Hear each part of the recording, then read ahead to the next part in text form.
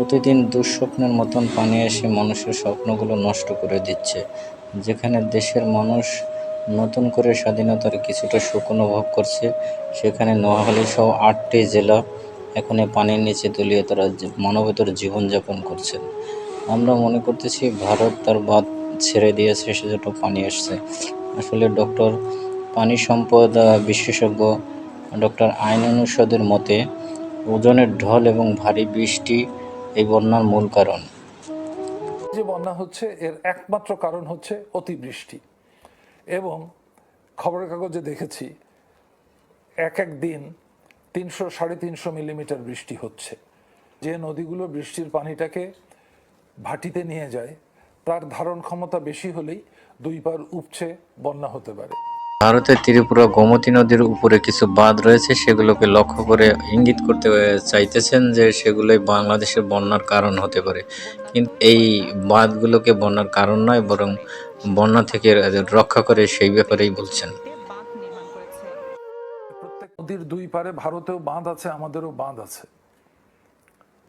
এই বাঁধ যদি কার্যকর থাকে তাহলে বন্যা হওয়ার কথা না। ভারত বাংলাদেশের এই বাঁধ নিয়ে এক রাজনৈতিক কোনো ইস্যু তৈরি করা বা রাজনৈতিক প্রতিহিংসা সৃষ্টি করার কোনো সুযোগ নেই। বিষয়ে ডক্টর আইনুন নিশাত বলেন যে বাঁধ নির্মাণ করার জন্য শক্তিশালী টাস্কফোর্স গঠন করতে হবে।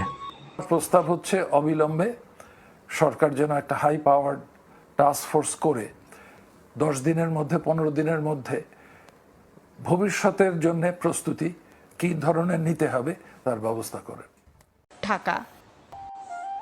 সর্বশেষ দর্শকবিন্দু, এখন আপনাদের প্রতি বলতেছি, এই বিশেষজ্ঞ বললেন যে এখন অভিন্ন দুই নদীর পানি ব্যবহারে আন্তর্জাতিক আইন মেনে চলা আমাদের সকলের প্রয়োজন। যদি আইন না মেনে চলি তাহলে সকলেই বিপদগ্রস্ত হব। আপনারা এরকম নতুন নতুন খবর, নতুন নতুন দেশের দুর্যোগ ব্যবস্থাপনার খবর জানতে আমার পাশে থাকুন, আমার চ্যানেলকে সাবস্ক্রাইব করুন, আমার BASS ইউটিউব চ্যানেল সাবস্ক্রাইব করুন। আপনারা আমার পাশে থাকুন এবং নতুন নতুন খবর আপনাদের কাছে পৌঁছানোর জন্য আমাকে উৎসাহিত করুন। ভালো থাকবেন। আল্লাহ হাফেজ।